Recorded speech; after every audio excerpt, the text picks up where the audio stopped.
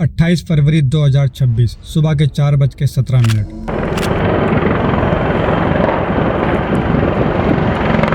Tehran के लोग गहरी नींद में थे जब अचानक एक जोरदार धमाका हुआ। पहला धमाका, फिर दूसरा और फिर दर्जनों। कुछ ही मिनटों में पूरे शहर में सायरन और चीखें गूंजने लगी।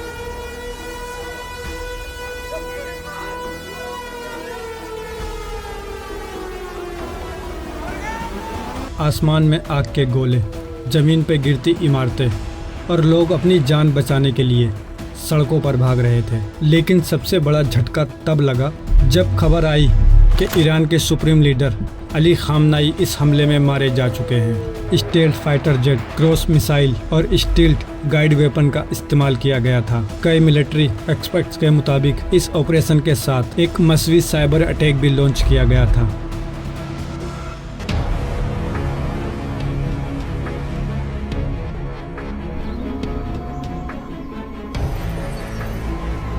जिसने ईरान के एयर डिफेंस सिस्टम को कुछ समय के लिए डिसेबल कर दिया था।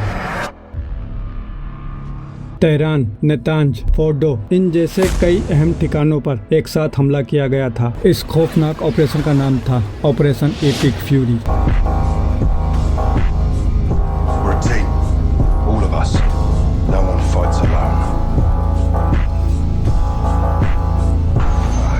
लेकिन सवाल ये है, क्या ये सिर्फ एक हमला था या एक नए वर्ल्ड वार की शुरुआत? दोस्तों, ये कोई छोटी मोटी लड़ाई नहीं थी। 28 फरवरी 2026 यूनाइटेड स्टेट और इजराइल ने मिलकर ईरान पर एक साथ लगभग 900 एयर स्ट्राइक किए। ये हमला रैंडम नहीं था, ये एक सोची समझी स्ट्रेटेजी थी। Nuclear sites, missile base, military leadership और ईरान के सुप्रीम लीडर, ये सब थे अमेरिका और इजराइल के टारगेट पर।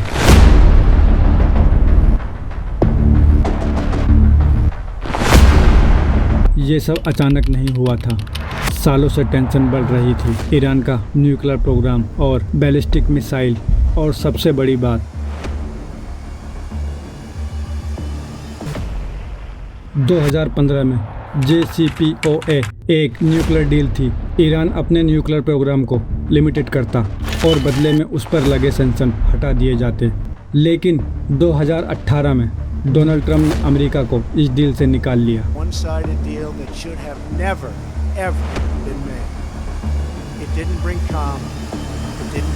इसके बाद फिर से ईरान पे सख्त सैंक्शन लग गए।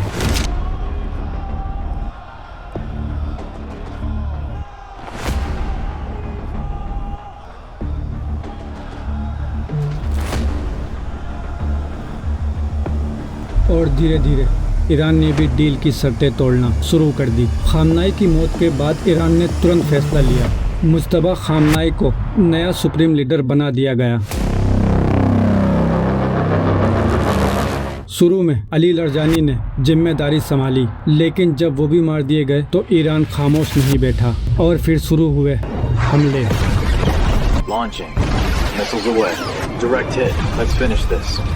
रात के अंधेरे में एक के बाद एक मिसाइल लॉन्च होने लगी। हजारों बैलिस्टिक मिसाइल और कामिकाजी ड्रोन अमेरिका के मिलिट्री बेस पर गिरने शुरू हुए। UAE, Saudi, Qatar, Iraq, Kuwait, Bahrain, कोई भी सेफ नहीं था। यहाँ तक कि इजराइल की सबसे बड़ी सिटी तेल अवीव भी इन हमलों से बच नहीं पाई। आसमान में सायरन और जमीन पर आयरन डोम सिस्टम एक्टिव, लेकिन हर मिसाइल को रोक पाना मुमकिन नहीं था।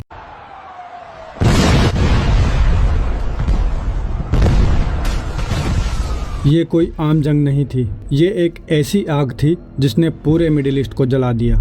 इस जंग से नुकसान सिर्फ ईरान, इजराइल, अमेरिका को नहीं बल्कि पूरी दुनिया को होने वाला था। ये जंग सिर्फ मिसाइल तक सीमित नहीं रही। जो दुनिया का सबसे अहम ऑयल रूट है, वहाँ खतरा इतना बढ़ गया कि ऑयल सप्लाई रुकने लगी। इस ऑयल सप्लाई के रुकने के बाद एशिया में फ्यूल की कमी हो गई और पूरी दुनिया की इकोनॉमी ठप होने लगी। हर मुल्क अपनी स्ट्रेटेजी बना रहा था। चाइना फ्यूल स्टोर कर रहा था और सऊदी अरेबिया नए रूट्स ढूंढ रहा था, क्योंकि दुनिया एक नाजुक मोड़ पर खड़ी थी। एक तरफ टेंशन, दूसरी तरफ कंट्रोल। लेकिन कुरान हमें बताता है, जब जमीन पर फसाद पैदा होता है तो उसका असर एक जगह पर सीमित नहीं रहता, बल्कि उसकी लपटें दूर तक जाती हैं। लेकिन इस्लाम हमें एक बात और सिखाता है, दुनिया का निज़ाम कभी पूरी तरह रुकता नहीं। इम्तिहान आते हैं, लेकिन हर इम्तिहान के बाद एक नया मोड़ जरूर आता है। बिल्कुल उसी तरह जैसे करबला के बाद लोगों ने सोचा था अब क्या होगा, लेकिन वक्त ने साबित किया जुल्म कितना भी बड़ा हो, हक को मिटाया नहीं जा सकता। अब सवाल ये था, क्या ये सिचुएशन कंट्रोल में रहेगी या फिर ये एक बड़ी जंग में बदल सकती है।